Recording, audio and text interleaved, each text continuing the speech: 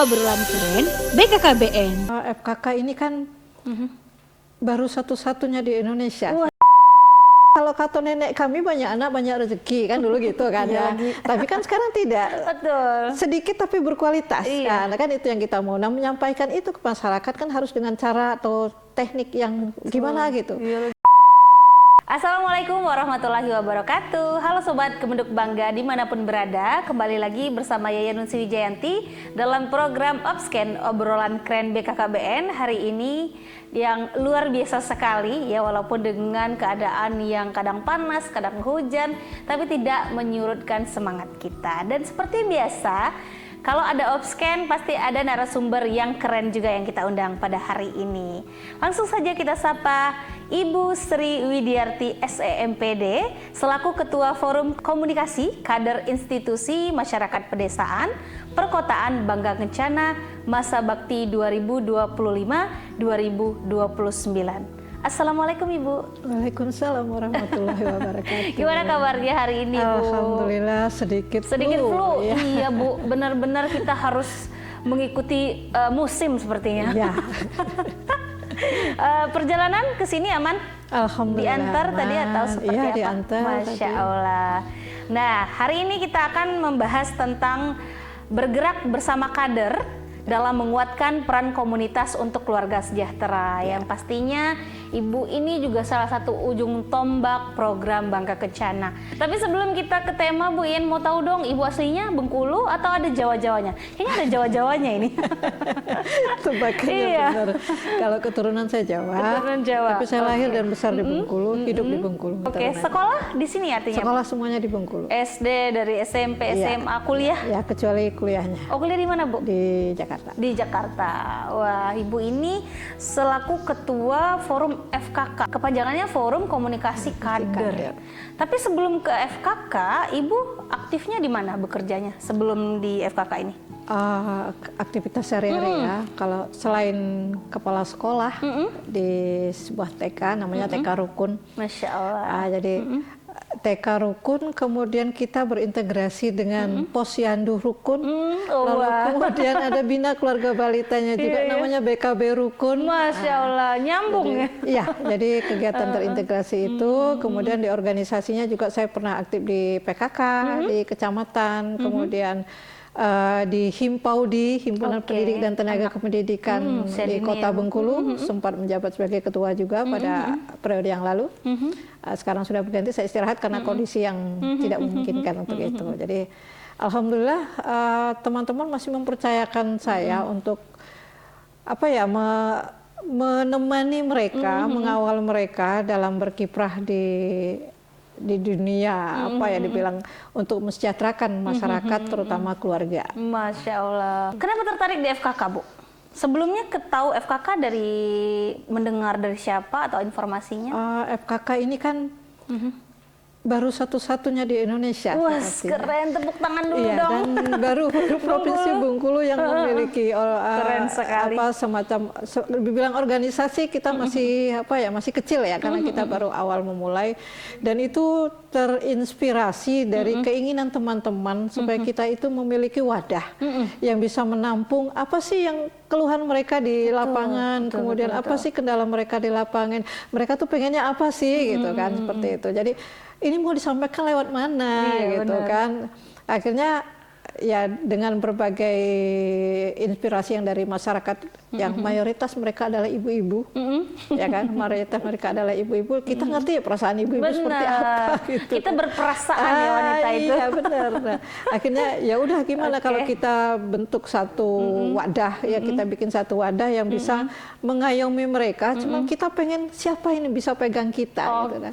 Siapa yang bisa merangkul kita sesuai dengan kegiatan yang kita lakukan di lapangan, di masyarakat seperti apa, siapa nih yang mampu gitu. Nah, yang mampu dan mau menjadi pengayom kita gitu kan. Karena kita ini mitranya loh. Iya, kita bekerja buat mereka loh. Data yang kita berikan itu buat mereka loh lewat jalur ini. Ya udah akhirnya kan ke BKKBN. Alhamdulillah, terima kasih Bapak Zamhari yang sudah memfasilitasi ya. Bapak Zamhari sudah memfasilitasi sehingga ketika itu diadakanlah rapat seprovinsi, lalu terbentuklah tercetuslah ide untuk membentuk FKK, dan saya tidak tahu apakah karena ini izin Allah juga ya, kenapa saya yang dipilih menjadi ketua gitu kan. Ya benar, namanya Jadi kader-kadernya itu kader apa, Bu? Itu ada, tadi sebutnya IMP Bangga Kencana ya. Kalau Institut Masyarakat Perkotaan itu ada Tribina dan ada kader KB-nya. Jadi kalau Tribina itu udah mulai dari Bina Keluarga Balita, Bina Keluarga Remaja, dan Bina Keluarga Lansia. Semua ya. Lalu Bangga Kencananya ada Sub KB, Pos KB, gitu kan, ada Posyandunya, nah seperti itu. Muat ya Bu ya grup WhatsApp-nya ya? Alhamdulillah. Dengan jumlah yang wah itu Jadi sebengkulu. ada yang seprovinsi semua, ada yang hanya pengurus intinya saja. Jadi kita bagi-bagi. Betul. Ibu, apa sih yang membuat Ibu semangat terus kayak gini? Kan kalau bahasanya usia sudah tidak muda lagi. Tapi semangatnya itu loh, kita dibikin iri sama Ibu. Karena walaupun usianya tidak muda lagi, semangatnya tidak padam. Apa sih Bu yang memotivasi Ibu? Yang pertama pasti ibadah. Masya Allah. Ya, semakin tua kita, semakin banyak beribadah, semakin banyak amal jariahnya. Iya, betul. Insya Allah, ya kita siapa sih yang nggak mau masuk surga gitu kan? Nah, betul sekali. Kira-kira seperti itu. Kalau kita bisa mengajarkan hal yang seperti itu, kenapa tidak? Kan? Jadi itu pertama motivasi. Yang kedua, kalau kita bisa mewadahi atau menampung aspirasi teman-teman dan mereka percaya dengan kita, kenapa kita diam? Iya, benar. Nah, itu. Kenapa kita diam? Kalau kita bisa berbuat, kenapa kita tidak berbuat? Betul. Nah, jadi kan motivasi yang seperti itu, ya. Apa sih? Ini solusinya seperti apa? Ayo kita cari sama-sama. Jadi kalau kadang-kadang kita berpikir sedang tidur pun, ini ada masalah seperti ini ya. Kayaknya apa ya solusinya? Kadang-kadang itu bangun lagi. Masih mikir nih kita ya Bu ya tidur. Terpikir ketika sedang terpikir, langsung komunikasi. Iya. Masih sudah tidur belum? Bisa ngobrol Kak. Masya Allah. Seperti itu. Sambil tidur masih aktif berpikir otak ya Bu Ya, ya. kalau ada kendala seperti itu, Ya, kita masih berusaha untuk kebawa-bawa ya, Bu, mencari ya, solusinya sebenarnya. seperti apa. Dan ya memang harus rileks sih. Benar-benar tanggung jawabnya besar sekali. Ya. Oke, selanjutnya nih Bu, seberapa penting peran kader dalam membangun komunitas yang kuat? Pentingnya sih sangat penting kalau menurut saya, karena ini adalah mereka para kader ini itu adalah garda terdepan. Iya, setuju. Jadi yang langsung terjun ke masyarakat, benar-benar. mereka yang langsung paham apa yang terjadi di masyarakat, kendala apa yang ada di masyarakat, nanti mereka angkat. Bun, di sini kendalanya seperti ini, gimana caranya? Sebelum lari ke saya, mereka akan cari solusi dulu. Wah, keren Nah, mereka akan cari solusi dulu. Sepertinya kita harus kasih ini, ayo kita bantu ini. Artinya jiwa sosial mereka tertempa di situ. Betul. Alhamdulillah, itu Keren sekali. lebih apa ya? Karena ini kan lebih banyak kegiatan sosialnya Benar. kegiatan sosial lebih banyak, dan alhamdulillah mereka sadar bahwa apa yang mereka lakukan tuh ya itu tadi niatnya tadi, tergantung dari niat tadi di atas gitu. Nah, ini sejauh mana dukungannya untuk mewujudkan keluarga yang berkualitas dan keluarga sejahtera Bu kalau kader sendiri? Ya, ini kan macam-macam ya. Dari IMP tadi misalnya di Bina Keluarga Balita.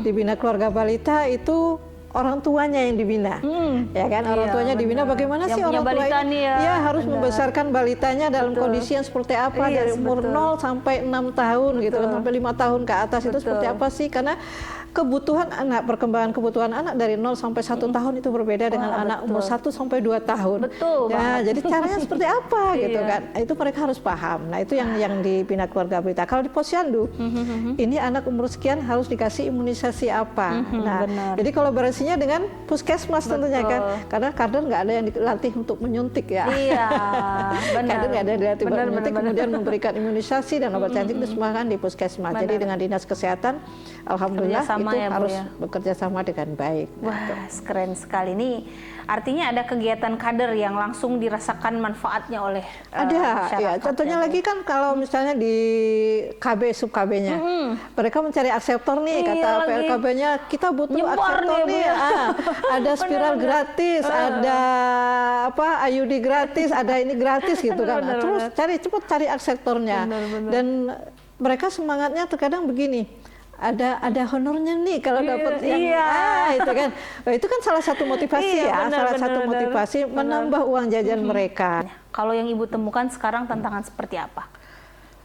Kalau tantangan ini saya mau mencari juga ya, karena ini saya kalau tantangan saya sih mungkin saya bisa atasi karena wilayah dan situasi saya, kondisi saya berbeda dengan teman-teman yang berada di daerah. Kalau teman-teman yang berada di wilayah daerah yang sulit dijangkau oleh masyarakatnya atau masyarakatnya yang punya pikiran pola pikirnya yang masih pola pikir lama gitu kan, mereka kan tidak mau disentuh. Nah ini kan kendala buat kadernya ya.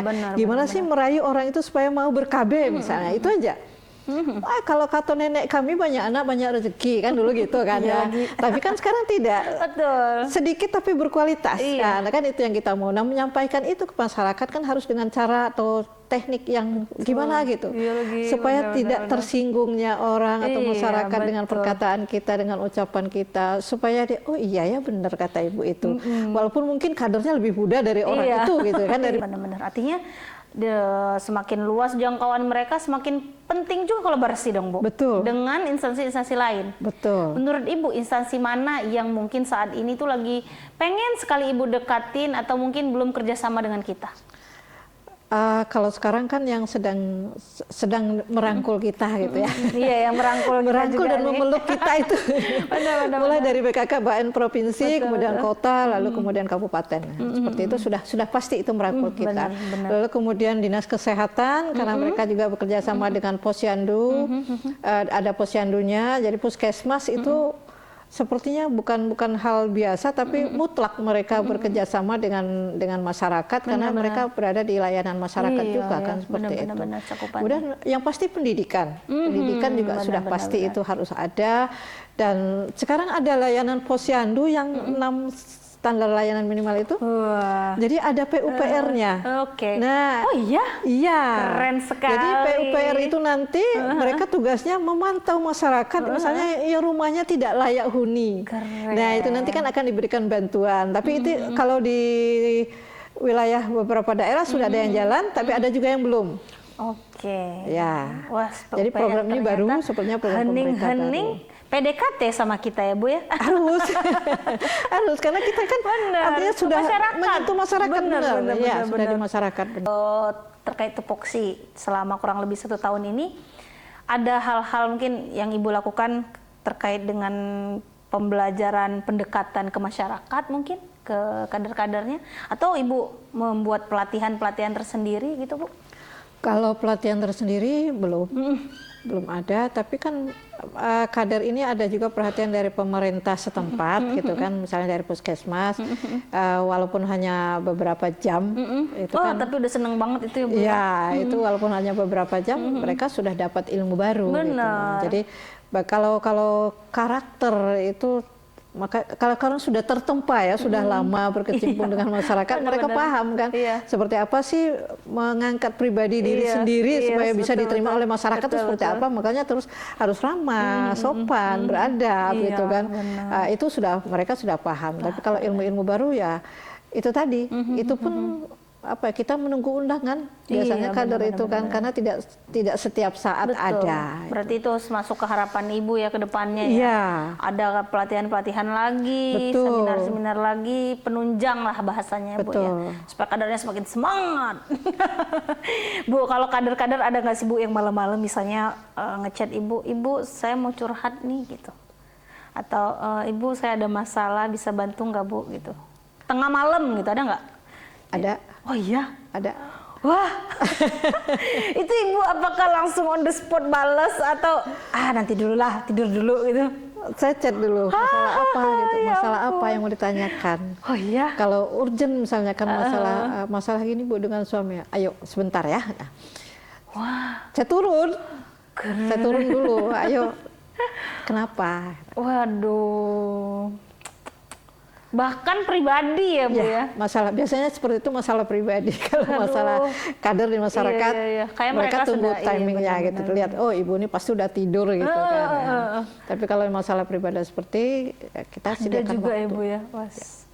Ada nggak strategi khusus untuk meningkatkan kapasitas atau kualitas para kader dari Ibunya mungkin, atau dari pihak eksternal? Ya. Kalau strategi untuk kader ya, itu tadi yang seperti yang sudah dijelaskan kita tadi bahas tadi bahwa pribadi dulu seperti apa. Jadi kan dia harus ramah, diterima masyarakat itu dia harus seperti apa gitu kan. Nggak mungkin dengan wajah yang cemberut, dia harus tetap senyum, tarik kiri dan kanan, lalu bahasanya tidak menggurui. Benar. Nah, jadi kita menyampaikan dengan bahasa pergaulan yang kalau dia orang Bengkulu ya kita pakai bahasa Bengkulu, sambil bergurau, sambil bercanda supaya dia mengena di hati, masuk ke hatinya kan seperti itu. Benar. Nah, itu strategi yang pasti dilakukan oleh semua kader seperti itu. Kalaupun ada yang marah-marah seperti apa kan ada ya masyarakat apa ibu ini datang segala macam kan. Nggak ada, kami nggak ada data atau nggak mau ngasih data gitu. Gimana teknik mereka untuk datang kembali? Biasanya warga sekarang kan kalau di kota itu ada grup WhatsApp RT gitu. Iya lagi. Perumahan jadi, aja ada grupnya. Nah, iya, jadi Pak RT-nya yang kita deketin. Pak RT, saya mau minta data ini tapi kesulitan di rumah si itu gitu. Iya, betul. Jadi nanti Pak RT-nya yang langsung WA di grup itu, tolong nanti kalau ada kader ini datang ke rumah, mohon dibukakan pintu, diberikan jawaban atau apa data yang diminta diberikan. Nah, itu strategi salah satunya seperti itu ke Pak RT-nya yang pastikan RT setempat. Ya kalau Pak Kades, Pak Lurah mungkin di wilayah daerah juga seperti itu. Dan mereka seperti itu memang. Ibu PKK-nya yang didekati. Iya lagi. Balik-balik lagi ke ibu-ibunya lagi. Iya, jadi kalau sudah Ibu Lurah yang ngomong, biasanya ini kan sosok yang gitu. Jadi iya Bu, iya. Nah, itu salah satu strategi. Tapi kalau untuk meningkatkan kompetensi kader ya itu tadi kalau kita nggak ada kerjasama dengan OPD-OPD yang lain dari dinas terkait yang lain kita gimana susah jalan, ya, Bu, ya? Sampai sekarang belum ada dan kita berharapnya sih memang seperti dinas-dinas terkait, dinas pendidikan, dinas kesehatan gitu kan itu tetap memberikan karena ilmu ini kan selalu update. Jadi mereka harus tetap memberikan pengetahuan yang terbaru yang harus mereka terima. Iya benar. Karena yang tersampaikan duluan kan pasti ke mereka ya Bu ya. Betul. Mereka tinggal mentransformasinya ke sebuah program, mentransfernya ke kader-kader. Oke deh Bu, selanjutnya nih Yen pengen dengerin dong Bu, ada nggak sih pengalaman yang paling berkesan selama Ibu berinteraksi dengan kader di lapangan selain yang malam-malam itu? Itu paling berkesan. Iya. Justru itu yang paling berkesan. Itu bukan di wilayah. Oh iya. Itu justru dari luar kota. Dari luar kota justru. Iya, dari luar kota, makanya saya ini jauh-jauh dia minta saran seperti ini, saya harus hormati beliau gitu kan. Saya harus hormati dia. Ini bener-beneran dia. Mungkin dia mencari yang di sekitar dia mungkin ya. Tidak ada yang bisa bukan tidak dipercaya tapi apa ya kurang serg atau seperti itu. Nah, jadi kok jauh-jauh ya gitu kan, jauh-jauh ke saya berarti dia percaya dengan saya gitu kan. Ya udah kita kasih saran seperti ini. Ya Bun, terima kasih. Nah, itu yang paling berkesan. Bu, lanjut nih Bu. Di era sekarang bagaimana kader ini bisa memanfaatkan teknologi atau media sosial dalam menjalankan tugasnya? Betul. Gimana Bu?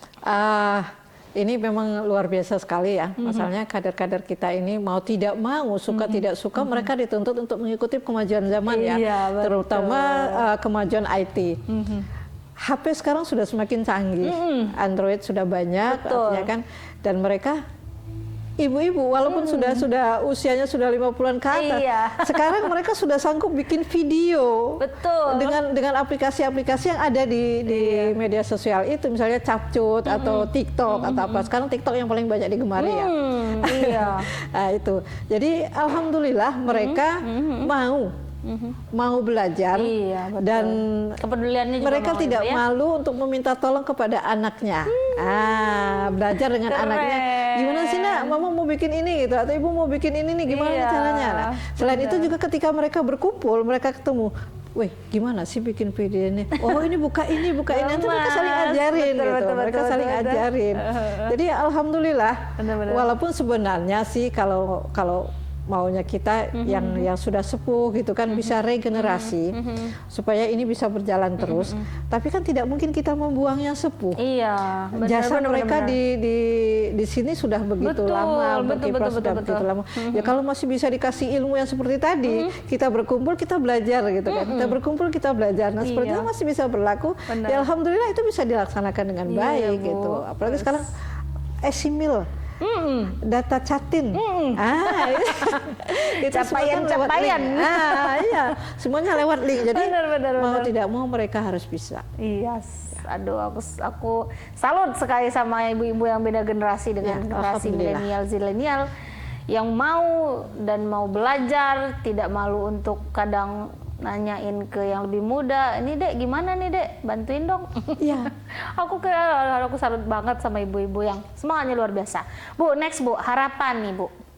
Setelah tadi kita udah ngobrol panjang lebar terkait dengan pengkaderan ini, harapan Ibu ke depannya untuk FKK ini apa? Harapan saya yang pasti ya, bahwa forum ini jangan berhenti sampai di sini dan supaya lebih didukung lagi, lebih diaktifkan lagi di daerah juga seperti itu. Karena manfaatnya besar sekali buat kader. Betul. Manfaatnya besar sekali buat kader. Kalau di daerah ya, itu kan mereka punya dana desa yang bisa mensejahterakan mereka. Betul. Khususnya yang punya dana desa ya. Tapi nggak tahu sekarang kalau dana desa itu dihentikan, tapi rasanya belum ya, belum dihentikan, masih tetap jalan. Dan alhamdulillah kader-kader kita yang di daerah itu kecipratan. Artinya kebagian, mereka memang dianggarkan dari daerahnya, dari desanya, itu ada untuk kader posyandu, kader itu semua mereka dapat, kecuali yang di kota ya. Nah yang ini yang kita berharap bahwa di kota pun nanti entah kapan gitu kan ada bisa mendapatkan kesejahteraan yang seperti itu, yang menyenangkan hati para kader, membahagiakan hati para kader bahwa apa yang mereka lakukan itu ada timbal baliknya. Gitu. Bukan berarti kita mengharapkan upah tidak, tapi paling tidak penyemangat mereka. Nah, penyemangat mereka. Nah, itu kalau yang di kota kan sampai saat ini masih minim sekali. Minim sekali. Jadi berharapnya nanti pemerintah ya kalau pihak-pihak yang bisa mengeluarkan atau menggelontorkan dana untuk kader-kader yang ada di kota. Saya berharap mudah-mudahan kader IMP Bangga Kencana di kota itu bisa sejahtera ya, terutama Kota Bungu dan Kota Rojang Lebong ya. Kalau Kota Lebong itu kan mereka juga tidak dapat karena ada kelurahan. Jadi pada saat kemarin kita ada kegiatan, mereka curhat seperti itu juga. Kita juga nggak dapat Bu dana desa. Oh ya kita sama-sama kota ya. Ya udah nggak apa, mudah-mudahan nanti pemerintah seterusnya akan memberikan support atau effort dari pemerintah seperti apa ke kita akan sama rata, karena memang kalau di kota agak sulit ya kita seperti itu. Apalagi di kota ini sebenarnya ada sih sebenarnya, cuman untuk menyentuh ke situ agak gimana gitu kan. Nah itu, jadi kita berharapnya mudah-mudahan kedepannya akan dipermudah jalan kita untuk sana, mensejahterakan kader-kader yang ada, terutama yang di kota ya. Bukan berarti di daerah tidak sejahtera, mereka sudah alhamdulillah sudah ada perhatian dari pemerintah daerahnya, pemerintah setempatnya sudah ada. Itu harapannya. Kemudian yang pasti bahwa apa yang kita lakukan jangan pernah berhenti, karena ibadah itu sepanjang hayat. Dan kalau bisa sebelum ajal menjemput kita masih mencari amal jariah itu. Amin, luar biasa sekali. Terakhir deh Bu, pesannya untuk para kader-kader tercinta kita yang sedang berjuang ini. Pesannya semangat terus, pantang pulang sebelum menang ya. Itu apa tuh ya, moto apa tuh? Ada lagu Mas MBG itu pantang pulang sebelum MBG datang. Ada apa ya Ibu ya? Ada lagunya itu.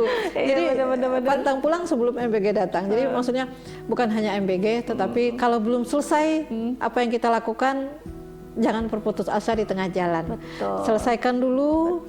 Masalah hasil itu tergantung keputusan Allah. Jadi hasil dan keputusan nanti itu milik Allah. Jadi kalau sudah kita jalankan, insya Allah apa yang kita lakukan sesuai dengan niat kita untuk kebaikan, untuk masyarakat banyak. Yang pasti pahala dari Allah itu sudah dikasih. Iya, amin. Ya. berikutnya adalah rezeki. Nah, jadi untuk mengejar rezeki tentu harus beribadah dulu, cari pahala yang banyak dulu. Betul. Rezeki itu bukan hanya uang kan ya. Benar. Jadi teman yang banyak, saudara Iya. yang banyak, semua bergaul, ilmu yang banyak juga itu rezeki. Benar. Jadi apapun itu rezekinya, insya Allah akan dimudahkan oleh Allah. Kalau niat kita memang lurus dan memang niatnya lillahi ta'ala. Amin. Wah, keren sekali. Tepuk tangan dulu dong. Aku suka sekali ngobrol sama ibu. Nih aku berasa ngobrol sama orang tua sendiri, sama mama sendiri. Senyaman itu ya. Memang ketua FKK ini orang-orang pilihan sekali. Ibu, saya ucapkan terima kasih banyak sudah hadir ke program kita ini.